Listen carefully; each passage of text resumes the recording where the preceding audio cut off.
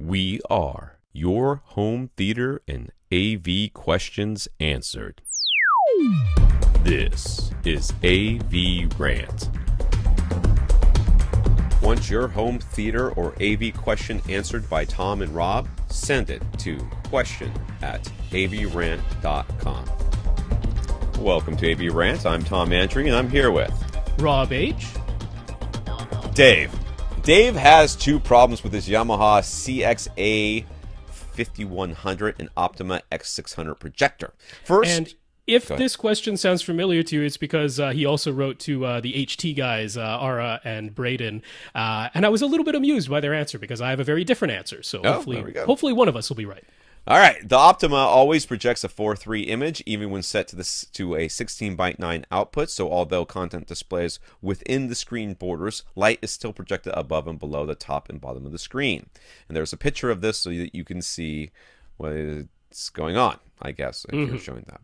He asks, is there anything that he can do to fix this? Now, okay, what is his source? He didn't say what the source was, but he says it's always this way. This is the Optoma X600 projector, which is an XGA resolution projector. Okay. Its pixel count is 1024 by 768, which is a 4:3 aspect ratio. So what's going to happen then, dude? You're kind of stuck. It will always project a 4:3 image using 1024 pixels across by 768 pixels down. So if you project a 16:9 through it, you're going to get black bars at the top and bottom. Yeah. No matter what. Always. It's like we say when people get a 4K TV and they hook up a 1080p source, they're like, well, what's going to happen? Well, no matter what you do, that TV can only display 4K. It cannot do anything else. That means if you give it a 1080p, it's going to upscale it to 4K. If you give it 4:3 or you get it standard definition, it's going to upscale it to 4K. It's going to do the best it can. It can only do so much. It might look terrible, but it's definitely going to take that standard definition content and give you 4K because it can only give you 4K. This can only give you a 4:3 aspect ratio image, which means if you set it to 16:9, it says, fine, you're going to give me 16:9. You want me to output 16:9? Great. Black bars, here you go. Yeah. What's nice about the 16:9 mode is that when you send it a 16:9 source, it doesn't attempt to distort it and stretch it and fill its native 4:3 aspect ratio. It says, okay, this is 16:9 content. You want it in 16:9 mode. I'm going to use 1024 pixels across and 540 pixels up and down. But it will still have to put something onto its remaining pixels above and bottom, so it'll be black bars. So you will always have light projected above and below your 16:9 aspect ratio screen. That's just the way it is. The similar analogy to this would be taking a 2.35 to 1 aspect ratio CinemaScope screen and using a 16:9 projector to fill up its entire width, at which point you will always have some light projecting physically above and below that 2.35 to 1 screen. So there's really no way around this. You have a 4:3 projector. That's its native resolution. There you go. The projector also seems to have HDMI handshake issues with every source except his 4K Joey from Dish Networks. All his other sources, which I assume all these sources are going through HDMI. I know, but going through his receiver, right? Or processor or whatever. Yeah, it's coming through the Yamaha. That's right. Yeah.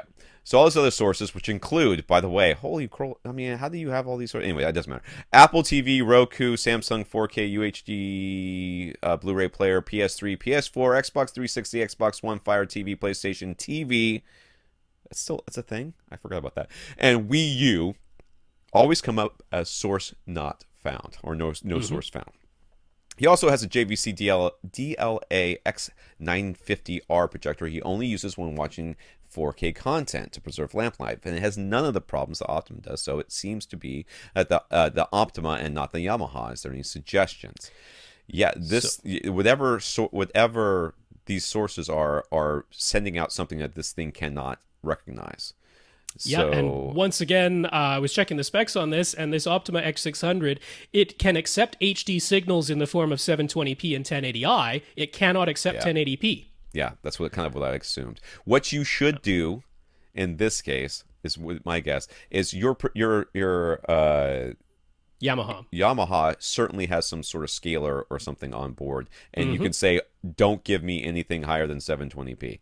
Yeah, that one has two HDMI outputs. Yeah, So you could set one of them to be limited to 720p and then set the other one to allow 4K yeah, through, because you're not going to have both of these projectors on simultaneously. So you don't need to set it up so that the signal is compatible with both projectors at yeah. the same time. You don't have to worry about that. You can set it up to be, because this one has the separate Zone 4 HDMI. Right, right, right. So you can set up one of them to be limited to 720p, feed that to your Optima. The other one allow 4K through, feed that to your JVC. But yeah, this Optima is not compatible with 1080p signals. But yeah, you can use your Yamaha to essentially downscale it everything to 720p. And that's what you want, 720p if you can, because you don't want to give it the 1080i, even though that's a bigger number. Bigger number must be better. But the interlace signal, the interlace means that your projectors actually have to do work. It's actually going to have to redo the scaling and everything else, the interlacing of these different lines. So give it 720p, because it can take 720p to take it to its native resolution very easily without adding any artifacts or distortion. Whereas giving it an interlace, you're actually asking it to do some work. Why do that when almost certainly whatever is in your Yamaha is at least as good, if not better, than what's in this projector? So I would definitely do 720p out to the projector. Lastly, on an unrelated note, he is currently using the Emotiva UPA series amps to power his 7.2.4 setup, with the front speakers are bi-amped. Aside from more power, would there be any benefit to upgrading to an Emotiva XPA Generation 3 series amp with balanced input? His UPA amps only have unbalanced inputs, and he's never used balanced connections, so he's not sure what the benefits of going balanced would be. They would be nothing. That would be the benefits for you. Yeah. You The would benefit know of if a- you needed them. Let's put it that way.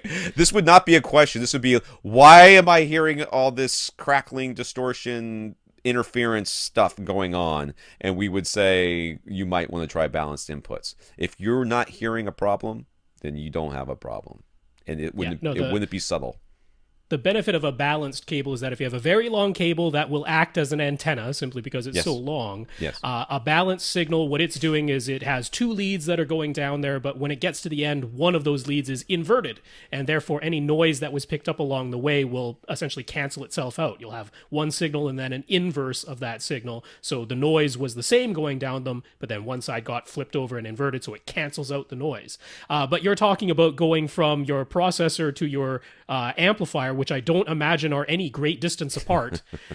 So yeah, just unbalanced connections are absolutely fine here. If you just want to go for the more wattage, okay, don't expect to hear a gigantic difference from that either, because the vast majority of the time you're using probably under a watt. Yeah. Most of us are. Yeah. So yeah, there isn't a huge reason to do either of these things.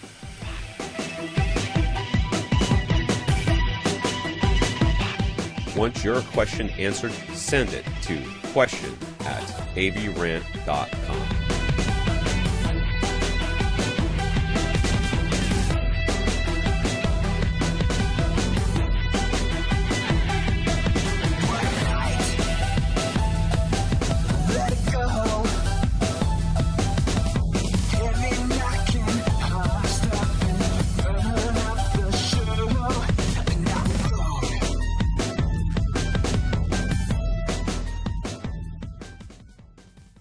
This is AVRant.